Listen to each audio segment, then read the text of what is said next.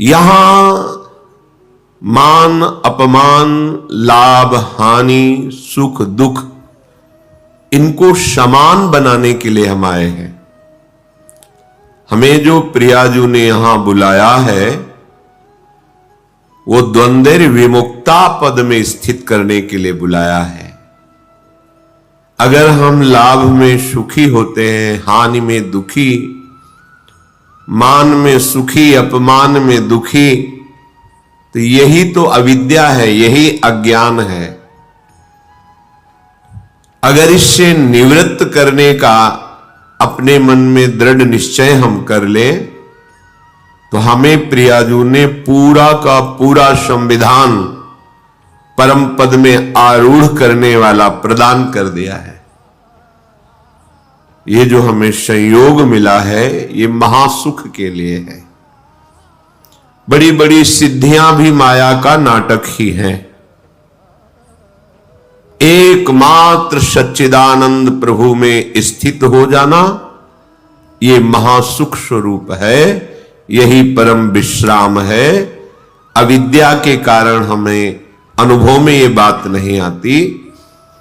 जैसे धूल भरी आंधी हो तो वस्तु का सही दिखना असंभव हो जाता है, ऐसे काम क्रोध लोभ मोह मद मत्सर की ऐसी आंधी चल रही है अविद्या जनित कि हमें सही वस्तु का अनुभव करना बड़ा कठिन पड़ रहा है। यदि हम किसी विशाल पर्वत का सहारा ले ले तो आंधी से बच सकते हैं। आंधी हमारा नाश नहीं कर पाएगी। वो विशाल पर्वत की तरह भगवत प्रेमी महात्माओं के चरणों का आश्रय और उनके वचनों के अनुसार चलना, फिर ये कामादि दोषों की आंधी आपको उड़ा नहीं पाएगी, नष्ट नहीं कर पाएगी। श्रीपाद प्रबोधानंद जी महाराज कह रहे हैं कि यदि हमें वृंदावन आने को मिल गया, वृंदावन वासी का संग मिल गया, श्यामा श्याम की उपासना का परिचय मिल गया, ये बड़ी दुर्लभ बात है। तो परिहासे प्यन्या प्रिय कथन मुकोति बधिरहा परेशाम दोषानुश्रुति मनु बिलोकेन्ध नयनः शिलावन्निश्चेष्टः परवपुषि बाधालव विधौ कदा वत्स्याम्यस्मिन् हरिदैत वृंदावन वने। यदि कृपा करके प्यारेजू ने मुझे वृंदावन बुला लिया, सत्संग सुनाया, सतमार्ग का परिचय मिला, अब हम अपने साथ धोखा नहीं करेंगे। कोई किसी के साथ धोखा नहीं करता। तुम समझते हो हमने दूसरे के साथ छल करके, कपट करके, चोरी करके, चतुराई से ऐसा कर लिया, दूसरे के साथ नहीं। वो अपने लिए तुम बीज बोए हो, तुम्ही को फसल काटनी पड़ेगी। बाद में तुम्हारे रोने चिल्लाने से कुछ नहीं होता, मिथ्या भगवान पर आरोप करने से कुछ नहीं होता। काल ही कर्म ही ईश्वर ही मिथ्या दोष लगाए। अभी तो बड़े बुद्धिमान बनते हो, अपनी बुद्धि का प्रयोग दूसरों के धन अपहरण में, दूसरों के सुखों का नाश करने में, छल कपट में, माइक वृत्तियों में, और जब इसका परिणाम आता है तब आप ईश्वर को दोष देते हैं, तब किसी दूसरे को दोष दे। हम तो बड़े सुखी होते यदि हमारा अमुक ऐसा न कर देता। तो कोई अमुक नहीं है, वो तुम्हारा कर्म ही है, दूसरा कोई नहीं। इसलिए यदि दैत प्यारेजू कृपा करके वृंदावन का एक बार भी दर्शन, सत्संग, प्रिया प्रीतम की रसमय उपासना का परिचय तो अब अपने साथ धोखा मत करो। क्या करो? परिहासे प्यन्या प्रिय कथन मुकोति बधिरा। तुम परिहास में भी किसी का अमंगल करने की सोच बंद कर दो, तुम्हारा कभी अमंगल नहीं होगा। दूसरों का तुम अहित करते हो, दुख देते हो, और तुम सुखी होना चाहते हो, असंभव। ये अज्ञान की वृत्ति हटा दो। परिहासेपि, मजाक में भी किसी को दुख मत दो, मजाक में भी किसी को ऐसे कटु वचन मत कहो जो उसके हृदय को छू जाए, हृदय को दुख पहुंचा दे। और यदि तुम्हारा कोई अपमान करके कड़वी बात कहे तो बोले बधिरा, बहरे बन जाओ, सुनो ही मती, नहीं सुनना। जैसे कोई पागल आदमी हमें गाली दे, अपनी कुचेष्टाएं हमारे ऊपर करे, तो हमें ये रहता है पागल है। ऐसे ही त्रिगुणात्मिका माया के द्वारा जिनके ज्ञान का अपहरण कर लिया गया है, सतमार्ग के पथिक की वो अवहेलना करें, निंदा करें, दोष दृष्टि करके, दोष निकाल करके उनको प्रकाशित करें, वर्णन करें, कोई फर्क नहीं पड़ना चाहिए, क्योंकि वो बेचारे पागल हैं। त्रिगुणात्मिका माया अविद्या के द्वारा उनकी बुद्धि मलिन कर दी गई है। इसलिए भगवत मार्ग के उपासक को जब कोई निंदा करे, गाली दे, कटुवचन बोले, तो बधिरा, बहरे की तरह हो जाना चाहिए, हमें सुनाई ही नहीं दिया, ऐसी उपेक्षा कर देनी चाहिए। पर हमारे द्वारा परिहासे प्यन्या अप्रिय कथन, हंसी मजाक में भी किसी का अप्रिय वाणी से अपमान नहीं करना, किसी की चुगली नहीं करना, किसी की निंदा नहीं करना। हमारी कोई करे तो बहरा बन जाना, सुनना ही नहीं। पूज्यपाद सिवड़िया बाबा जी महाराज कहते हैं, जब तुम्हारी भाषा में तुम्हारे को कोई अपमानित करे, निंदा करे, तुम ऐसे सुन के निकल जाओ जैसे विदेशी भाषा में जिसका आपको ज्ञान न हो, और वो फिर आपको कटुवचन अपशब्द कहे, तो आप ऐसे सहज में निकल जाए। आपको पता नहीं क्या बोल रहा है। जब पता हो क्या बोल रहा है फिर भी हमारे अंदर कोई फर्क ना पड़े, तो समझो हम उपासक हैं अध्यात्म मार्ग के। परेशान दोषान श्रुतिमनु विलोकेंध नयनः। जब दूसरे के कोई ऐसे हमें दोष दिखाई देने लगे कि देखो ये तो वृंदावन में आके ऐसा कर रहा है, ये तो ऐसा कर रहा है, या कहीं भी, तो समझना चाहिए हमारे पतन का समय आ गया है। पहचान है ये। परदोष दर्शन, परदोष वर्णन, परदोष श्रवण, ये परमार्थ में पर्दा डाल देते हैं, पता ही नहीं चलेगा अध्यात्म किसे कहते हैं। ध्यान से सुन लीजिए, साधन चल रहा है पर ये असाधन होता है, इसीलिए भगवदानंद की अनुभूति नहीं होती। परदोष दर्शन, परदोष कथन, परदोष श्रवण, ये तुम्हारे परमार्थ का अपहरण कर लेंगे। इसलिए परेशान दोषान श्रुतिमनु विलोकेंध नयनः। दूसरे के दोष ना तो आंखों से देखने हैं, ना श्रवणेंद्री से सुनने हैं, ना वाणी से कहने हैं। यदि ऐसा करोगे तो तुम्हारा भगवत मार्ग रुक जाएगा। भजन करने से जो भगवदानंद की अनुभूति होती है वो ऐसे उपासक को बिल्कुल नहीं अनुभूति होने देगा। ये बात छिद्रान्वेषण जिसे कहते हैं, परदोष दर्शन, परचर्चा, दूसरे के दोषों का कथन, पर दोष श्रवण, दूसरे की निंदा को सुनना। हम भगवत मार्ग के पथिक हैं, हमें बिल्कुल सावधान रहना है। ये बात जहां होने लगे, जो व्यक्ति करने लगे, जोर से बोलो राधा राधा और चल दो, उससे तुम्हारा मंगल नहीं होने वाला। उस व्यक्ति से जो परदोष दर्शन करता है, परदोष वर्णन करता है, परदोष श्रवण करता है। श्रीपाद कह रहे हैं शीलावन्निश्चेष्टा परवपुषी बाधा लव विधौ। जब तुम्हें कोई कष्ट पहुंचावे तो पत्थर सरीखे हृदय के हो जाओ, कठोर हृदय, सह जाओ चुपचाप। जैसे पत्थर में चोट पहुंचावे तो कोई फर्क नहीं पड़ता, ऐसे ही तुम्हारे ऊपर कोई फर्क नहीं पड़ना चाहिए। ये भगवत प्राप्ति के लिए सहनशीलता अनिवार्य है। तो कोई भी हमें पीट के चला जाए, हम सह जाएं, ऐसे तो बहुत अत्याचार बढ़ जाएगा।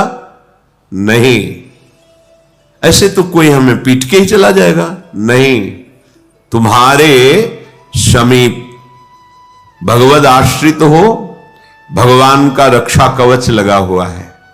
करो सदा तिनके रखवारी, जिम बालक राखे महतारी। आपको पुष्ट करने के लिए, परमार्थ का सूरवीर योद्धा बनाने के लिए भगवान थोड़ी छूट दे दें, भले किसी को अपमानित करो इसे, देखो कैसा लगता है इसको। अपमानित किया, वो बहुत दुखी हुआ, रो दिया प्रभु से, फिर प्रभु किसी न किसी रूप में शास्त्र, संतजन, गुरुजनों से समझाएंगे ये तुम्हारी स्थिति ठीक नहीं है, सहना सीखो। जब ये द्वंद्वों को सह जाओगे तब महाप्रेम को सहने की सामर्थ्य आएगी। तुम द्वंद्वों में विचलित हो रहे हो, कोई अपमानित कर दिया, गाली दे दिया, तुम रो पड़े, फिर महाप्रेम को कैसे सहोगे? वो प्रभु तुम्हें समर्थ बनाने के लिए भले किसी को प्रेरणा कर दे, अन्यथा कोई ऐसा पैदा नहीं हुआ कि भक्त का बाल बांका कर सके। वो हाथ उसी समय नष्ट हो जाएगा जिस समय भगवान के जन की तरफ वो अन्य भाव से हाथ उठाएगा। अपमान भावना से राम रोष पावक सो जरई, जो अपराध भक्त कर करे। हमें चाहिए सहनशीलता। अगर कोई हमें कटुवचन कह रहा है, कोई पीड़ा पहुंचा रहा है, चुपचाप सह जाओ। ये भगवान आपको मजबूत करना चाहते हैं, प्रेम मार्ग का शूरवीर योद्धा बनाना चाहते हैं। तुम्हारे हृदय में ऐसी सामर्थ्य दे, सच्ची मानिए। नहीं तो बड़े बड़े महापुरुषों को इतनी सामर्थ्य है उनमें, भगवान अधीन है और उनको भी कोई पीट दे, कष्ट दे दे, ये खुद विधान बनाते हैं। श्री माधवदास बाबा जी समुद्र के किनारे पर्णकुटी में दरवाजे की तरफ पीठ करके, कुटिया की तरफ मुख करके कि कोई भजन में विक्षेप ना पहुंचाए, ऐसे बैठते थे। छोटी सी झोपड़ी थी, तो दरवाजे की तरफ पीठ है और पीछे की तरफ ऐसे मुख किए, निरंतर भजन में। 2-2, 3-3 दिन हो जाते, भोजन के लिए भी नहीं जाते। श्री भगवान करुणा करके स्वयं जगन्नाथ जी अपने भोग की थाल लेकर आए। बाबा, ये जगन्नाथ जी का प्रसाद है, प्रभु ने भेजा है, पालो। हां, रख दो, हमारा भजन पूरा होगा, हम उठेंगे, प्रसाद पालेंगे, थाल यहीं धो के रख देंगे, तुम ले जाना। अच्छा बाबा, रख के चले। समय हुआ भजन पूरा, तो देखा है तो स्वर्ण की थाल भगवत प्रसाद आनंदित होकर पाया और समुद्र में मार्जन करके थाल रख दी। अब वहां थाल गायब हो गई भोग की। किसी ने बताया, हमने देखा समुद्र किनारे पर्णकुटी में वो थाल धुली हुई रखी, माधवदास बाबा क्या। भगवत पार्षद जन आए, तुमने थाल चुराई, पिटाई की? कुछ नहीं बोले। जब भगवान ने भोग प्रसाद दिया तो जैसे उसमें आनंद, ऐसे भगवान के पार्षद धक्का मुक्की करके पिटाई करे, उसमें आनंद। किसने के? उनको यह समझ नहीं है कि ऐसे एकांतिक गर्भगृह से भोग की थाल भला बाबा के, और अगर ले जाते तो सब बाहरी तो बैठे थे ध्यानस्थ कि भगवान भोग आरोग रहे, पार्षद बैठे हुए चिंतन कर रहे, पर वहां प्रभु पिटाई करवाना चाहते थे। नहीं, किसी की ताकत है कोई छूले भक्त को, क्यों करवाना चाहते? अपने भक्त को मान रहित, देह भाव रहित, हृदय में ऐसा महान पुष्ट भगवत प्रसाद पा रहे हैं, भगवत पार्षदों से पिटाई, दोनों समान। इसीलिए भक्तजनों के साथ कभी कभी ऐसे बर्ताव हो जाते हैं तो उनको ये नहीं सोचना चाहिए कि कहां गए भगवान, रक्षा क्यों नहीं की। वो चाह रहे हैं तुम इतने सहनशील बनो, तुम इतने महान हृदय वाले बनो। हमें तो पीड़ा हो रही है और हम महान हृदय वाले बने, हमारा तो अपमान करा दिया, फिर तुम शरणागत किसके हुए, समर्पण तुम्हारा किसका हुआ। ये शरीर जड़ है, इसी में तदात्म होने के कारण दुख सुख का, जन्म मृत्यु का ये महान बंधन प्राप्त हुआ है। भगवान कृपा करके इसी तदात्म को मिटाते हैं। वो अभी अविद्या का प्रभाव, इसलिए बात समझ में नहीं आएगी। जैसे सांप की केचुल में कितनी भी पीड़ा दो, सांप को कोई पीड़ा नहीं होती। केचुल अलग है, वो अलग है। ऐसे ही आत्म तत्व में ना तो किसी दिव्यास्त्र का, ना किसी अग्नि आदि का प्रभाव होता है, क्योंकि वो दिव्य स्वरूप है। नैनम छिन्नन्ति शस्त्राणि नैनम दहति पावकः न चैनम क्लेदयन्त्यापो न शोषयति मारुतः। ये हमारा स्वरूप है। हम अपने स्वरूप को भूलकर जो देह भाव में मान अपमान, सुख दुख, लाभ हानि, जन्म मृत्यु को प्राप्त हो रहे हैं, उपासक को इसी ममता, इसी आसक्ति से हटाकर प्रभु समता में, स्वरूप में स्थित करते हैं। वो जगत गुरु है, वो सर्व रूप में है। वो काहे को हमें कष्ट देंगे, हमारा माना हुआ भ्रम नष्ट करते हैं। सच्ची मानिए तो श्रीपाद कह रहे शिलावन निश्चेष्ट पर वपुषि बाल लव विधो। जैसे किसी पत्थर पे चोट पहुंचाए तो कोई फर्क नहीं पड़ता, ऐसे ही उपासक को होना चाहिए। श्री अनंग बोधाश्रम स्वामी जी महाराज फतेहपुर जिला में अश्विनी घाट गंगा किनारे बड़े महापुरुष थे। जब से गुरु जी ने सन्यास दिया था, गंगा जी की रेती के सिवा कभी ऊपर नहीं चढ़ते थे। जहां सन्यास दिया था बस वहीं, वैसे ही दिगंबर जैसे सन्यास दिया गया था, निर्वस्त्र सन्यास दिया जाता है। गंगा जी में खड़े करके बड़ा करुण प्रसंग होता है। आपका कौन? तो गंगा में हाथ उठा के, तो भगवान नारायण के सिवा कोई नहीं। इसी बात को आज जीवन निर्वाह करना होता है, नारायण के सिवा कोई। फिर वो व्यवहार रक्षा के लिए लंगोटी और अचला आदि देते हैं। उन्होंने मना कर दिया, गुरुजी जब एक बार उतार दिया अब दोबारा जीवन में नहीं धारण करेंगे। दिगंबर ऐसे, वो भी कभी कभी, जैसे एक वकील साहब थे, उनके यहां रोटी बंटती थी गरीबों को सुबह, कभी कभी लाइन में खड़े हो जाते थे। प्रच्छन्न वेश, जटाएं, नंग धड़ंग। अब 30 किलोमीटर चल करके गए। अब वहां नौकर लोग थोड़ी पहचानते थे कि इस उच्च कोटि के ज्ञान संपन्न महापुरुष, जिनको धर्म सम्राट करपात्री जी भी साक्षात ब्रह्म अनुभव करते हुए साष्टांग दंडवत करते थे, बेलाइन में ऐसे घुस जाते, वो धक्का मारते, फिर और जगह से घुसते, 2-3 थप्पड़ मारते। पागल है, लाइन में पीछे खड़ा हो। 2-4 बार ऐसे पिटते, जानबूझ के चेष्टा करते। तो जो बांटने वाले मालिक थे, बंटवाने वाले, वो एक दिन आए, उन्होंने देखा, अरे स्वामी जी, गए साष्टांग दंडवत के। अरे स्वामी जी आप, अरे बोले तुम जाओ, हमारा काम मत बिगाड़ो, चलो तुम अपना काम करो। उनको डांट दिया। हम नौकरों के होश उड़ गए कि अगर स्वामी जी ने कह दिया तो हमारा तो क्या होगा। जिनको मालिक साष्टांग दंडवत करा उनको हमने पीटा, ऐसा। मुस्कुराए, चले गए। प्रभुदत्त ब्रह्मचारी जी ने पूछा, भगवान आप ऐसी लीला क्यों करते हैं? तो उनका कभी कभी देखा जाता है अपने मन को कि अब कैसा लगता है। जानबूझ के महापुरुष जन, अब कैसा लगता है। और यहां पूरी सावधानी की, इतना भी अपमान न हो जाए। सुरक्षा कर रहे हो उसकी जो तुम्हें भगवत प्राप्ति में बाधा पहुंचा दे। और ये महापुरुष जो भगवत प्राप्त है, कि कभी कभी जैसे होता है ना कि आज मनोरंजन करते हैं, चलो, वो कभी कभी, अब मन की स्थिति क्या है, हम डरते हैं अपमान से, निंदा से। वो कह रहे नीचापमानम शुद्धा, नीच पुरुषों द्वारा किया अपमान परमार्थ के पथिक के लिए अमृत है। सम्मानम कल्याति घोर गर्णम, सम्मान ये घोर विष है। तो कैसी अविद्या, हम विष को तो अमृत के समान पीते हैं और अमृत को विष मान लेते हैं। इसलिए कह रहे शिलावन निश्चेष्टा पर वपुषी बाधा लव विधो, तुम्हें कोई भी बाधा एक क्षण के लिए भी अंदर स्वीकार नहीं करनी चाहिए, बाहर से चाहे जितनी। देखो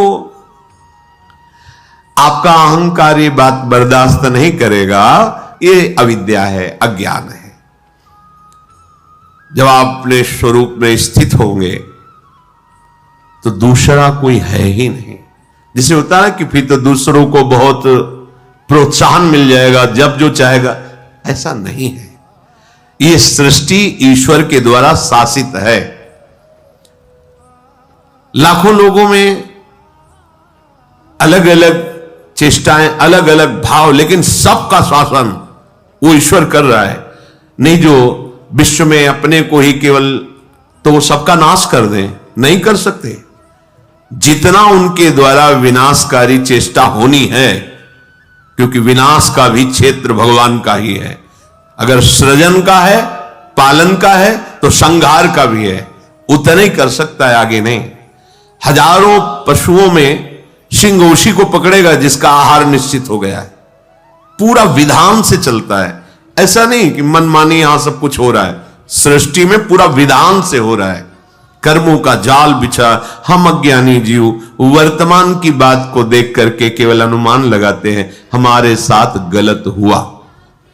लेकिन आप इसी जन्म की बातें अपनी देख लो, फिर आप देखो कि अगर इसका दंड ये, इसका दंड ये, इसका दंड ये, तो मेरी दुर्दशा क्या होगी। हम लोग अनजाने में, अज्ञान में बड़े बड़े अपराध कर देते हैं। एक लक्ष्मण रेखा सी वो आती है ना, चींटियां कीड़े ये हमारे घर में ना रहें, खींच दी। सैकड़ों चींटी, सैकड़ों जीव मर गए। ये क्या हो रहा है? तुम्हें नहीं समझ में आ रहा है? ये अपराध बन रहा है। सब में परमात्मा तत्व विराजमान है। जैसे पृथ्वी में रहने का तुम्हारा अधिकार है, ऐसे तो जीवों का अधिकार है। छिप के लिए मार डालो, निकाल के बाहर फेंको, मार डाला, कुचल डाला ईंट से, ये क्या है? क्या उसका अधिकार इस सृष्टि में जीने का नहीं? तुम मनुष्य शरीर में हो तो केवल तुम्हारा ही अधिकार है। बहुत से ऐसे जिनको हम पाप नहीं समझते हैं, हमारे द्वारा बहुत से ऐसे अनर्थ होते रहते हैं। सोचो, एक तितली की गुदा में खेल खेल में कांटा ऐसे गाड़ कर छोड़ दिया मांडव्य ऋषि, उनको दंड मिला सूली की सजा। और जैसे छोड़ दिया तो वैसे सूली निकली नहीं, काटी गई। महाभारत में स्पष्ट भगवान व्यास देव जी ने लिखा है। आप कितने जीवों की हत्या करते हैं? आपको दर्द होता है? अरे एक चींटी भी वही है ईश्वर जो तुम्हारे हृदय में, जो एक हाथी के, जो एक बड़े से बड़े के हृदय में ईश्वर, वो वहां बैठा हुआ है। क्या जाता है? आप अपनी सुरक्षा कीजिए। आप ऐसी जहरीली चीजें जिससे लाखों जीव, जो गुजरेगा उससे मर जाएगा, छोटा मोटा सब जीव। अरे कोई चींटी बना, कोई कीड़ा बना हुआ है, वो हम ही आप हैं। कर्म के परिणाम स्वरूप हमको ऐसी योनियां मिली हैं। अपने को लगता है हमने तो पाप किया ही नहीं, हमें दंड क्यों मिलता है? ईश्वर है, सर्व सामर्थ्यशाली है। बिना आपके कर्म बिगड़े आपको दंड मिल ही नहीं सकता। अगर हम ऐसा मानते हैं तो हमें सहना चाहिए।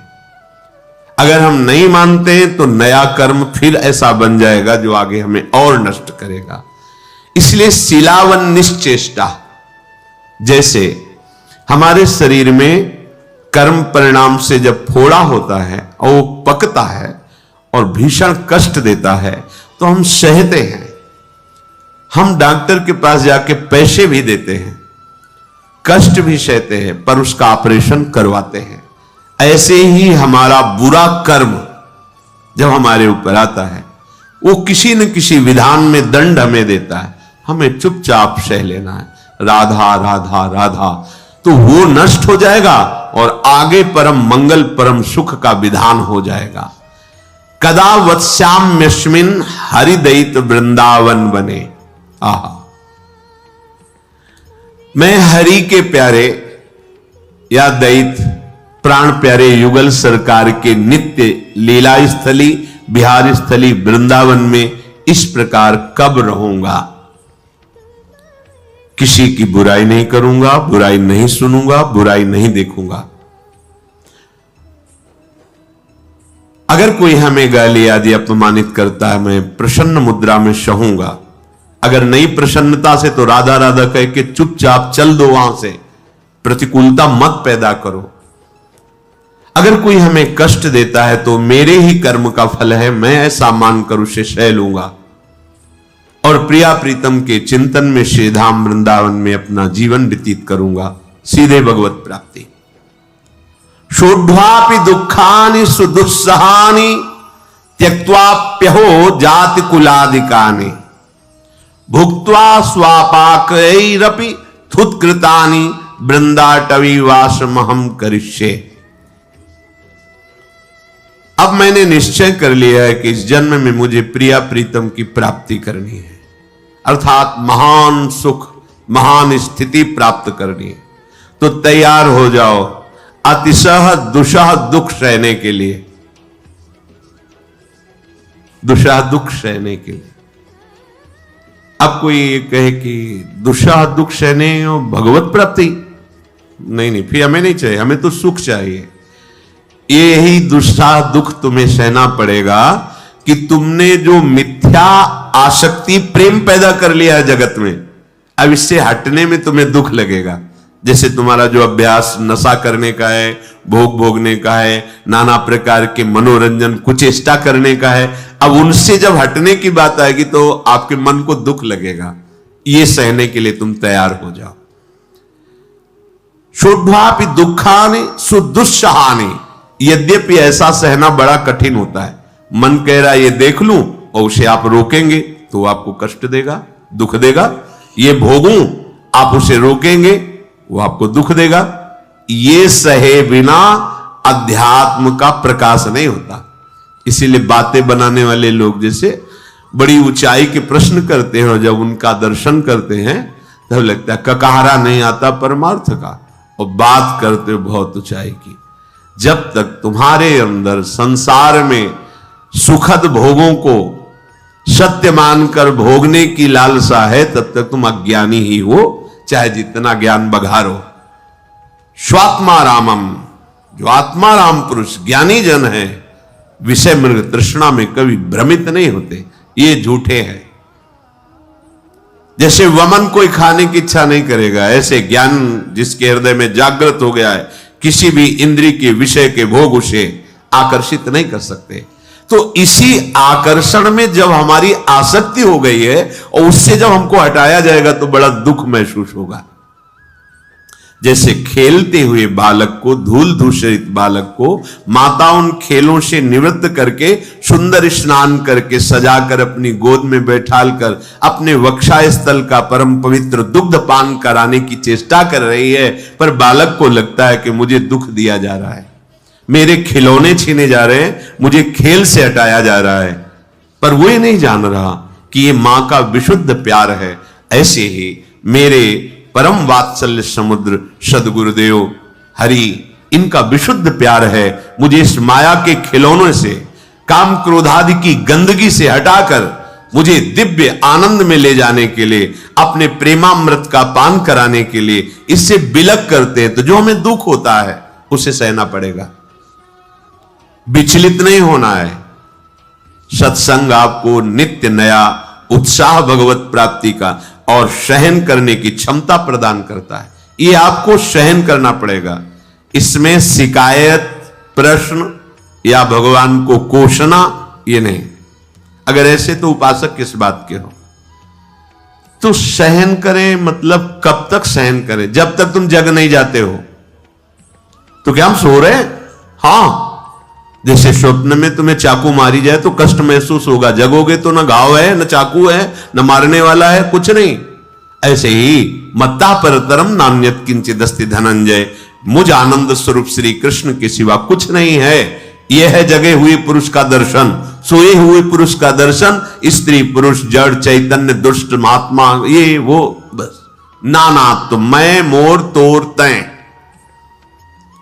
जब तक आप इस मैं मोर तय तोर दुख सुख लाभ हानि करता भोगता, ये स्वप्न चल रहा है तुम्हारा दीर्घ स्वप्न, उमा कहूं मैं अनुभव अपना, सत हरि भजन जगत सब सपना। जागोगे तब ना दुख है ना सुख है, परमानंद ही परमानंद है। इसलिए अभी जो तुम्हें कष्ट महसूस होगा त्याग में, वो तुम्हें सहना पड़ेगा। सह जाओगे तो महात्मा बन जाओगे, जग जाओगे, ज्ञानी हो जाओगे, प्रेमी हो जाओगे। शुद्धापि दुखानि सुदुस्सहानि, यद्यपि बड़ा कठिन है सहना, और जो सह गया तो सहित सहित बाढ़े भगति ग्रहतन गुरु हितगार। भक्ति महारानी हृदय में परमानंद प्रकट कर देंगी। जिस आनंद के लिए हमें यह अवसर मिला है, हमें सहना पड़ेगा। सहित सहित बाढ़े भगति, जिस समय भक्ति महारानी स्वस्थ होकर तुम्हारे हृदय में विराजमान होंगी, प्रिया प्रीतम आ जाएंगे। प्रिया प्रीतम खेलने, हृदय द्रवित, बाहा हृदय घूमता है। छोटी सी संसारिक क्रिया भी दिव्य चिदानंद लीला में तत्काल पहुंचा दे, ऐसा हृदय हो जाता है।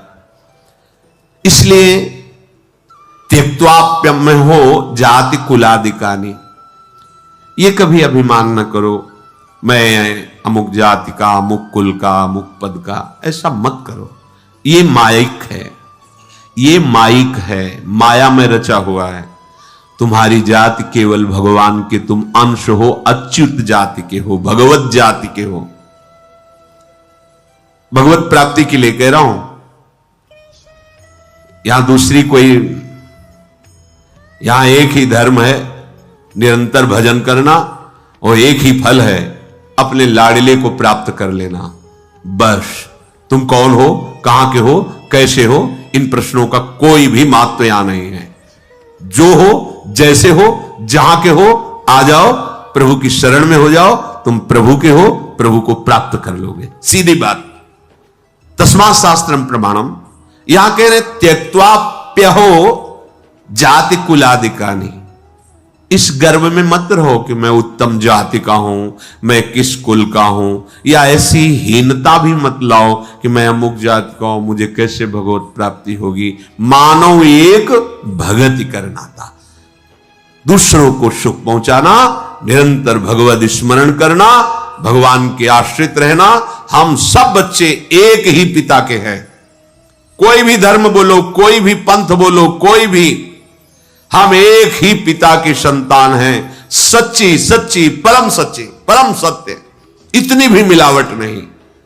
अब एक बाप के कई बेटे होते हैं तो अलग अलग स्वभाव के होते हैं, अलग अलग प्रभाव के होते हैं, उनका अलग अलग अपना मन का भाव है। तो मेरे पिता इतने दयालु हैं कि तुम जिस भाव से बसते हो उस भाव से तुम्हें दुलार करते हैं।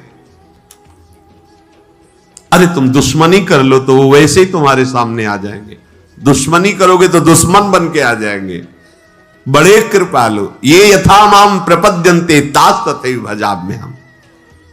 बस भुक्त्वा स्वपाकैरपि थुत्कृतानि वृंदाटवी वासमहं करिष्ये। जैसे बन जाए वैसे तुम वृंदावन का आश्रय ले लो, वृंदावन के रसिकों का संग करो।